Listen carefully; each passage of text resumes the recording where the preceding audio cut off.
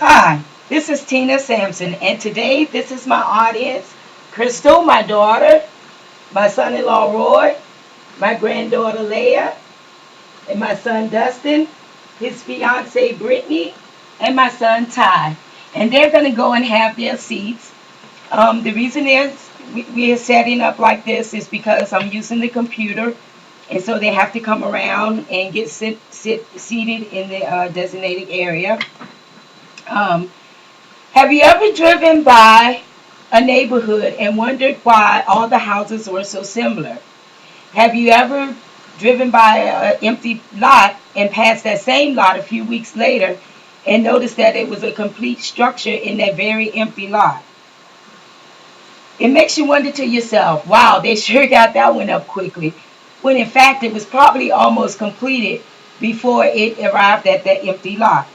My goal today is to talk to you about prefabricated housing. And hopefully I will be able to answer those questions as to why houses and neighborhoods look so similar, and how you can pass by an empty lot and within a few weeks you go by that same lot and it's a completed structure there.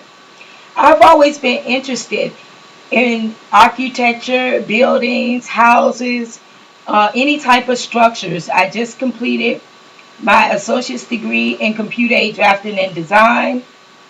I've studied interior design and engineering. Through my research and studies, I found that prefabricated housing is on the rise.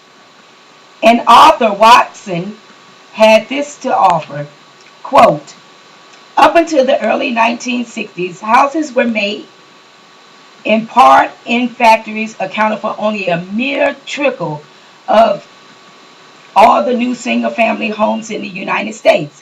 Now they're streaming out of factories like flood tides. Some are sold as vacation homes, but a great majority are sold as year-round housing."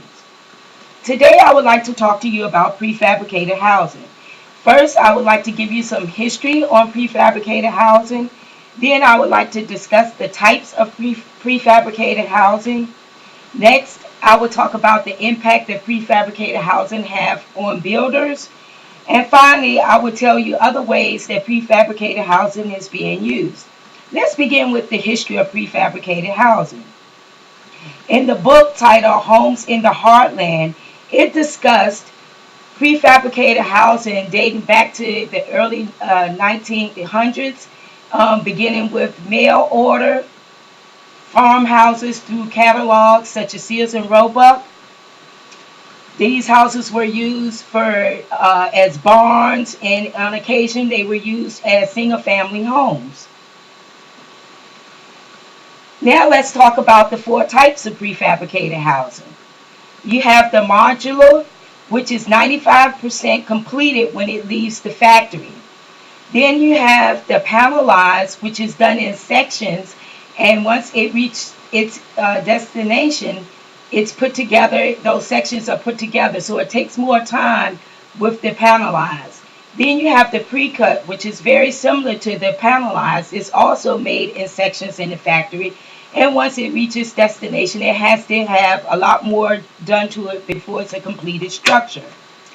The fourth and last type is the mobile, which we are all basically familiar with. That type is actually 100% completed when it comes from the factory, and it's ready to for its tenants to move in. Now that I've given you some information about the types of prefabricated housing, let's talk about how the prefabrication has impacted builders. Many builders are beginning to use prefabrication because it helps speeds up the process of getting structures up and ready for move-in. In the book titled The Real Estate Investor's Guide to Financing, it discussed how one builder was on the verge of going broke, so he decided that a quick way to have some income coming in was to create prefabricated dorm type houses that would serve for the college that was in the area, because the college was actually overflowing with students and did not have enough living space. So what he decided to do was have apartment type dormitories with 4 rooms and each having their own room. Each room having their own bathroom. Now that I've given you some information on the impact that housing has had on builders, I would like to discuss other unique ways that prefabrication has been used. In an article titled "Some Assembly Required," the Museum of Arts has an exhibition called Home Delivery Fabricated and Modern Dwelling, wherein they showcase prefabricated housing. They had several architects come up with different designs, and they showcased it in the museum as an exhibition. And the other unique thing about this situation was that the prefabricated housing that was used in the exhibition also served as temporary housing and shelter for some of the Katrina victims.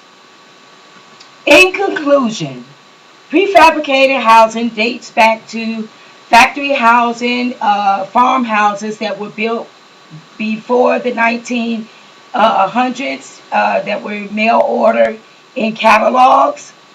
There are 4 types of prefabricated housing: the modular, the panelized, the pre-cut, and the mobile. Builders have begun to use prefabrication as a process of getting houses up quickly, and the prefabrication of housing has been used in some unique ways, such as the way they used it as an exhibition in the museum and served the purpose for the Katrina relief victims. I would like to thank you all for being such a great audience. Thank you very much for coming, and have a good day. See ya!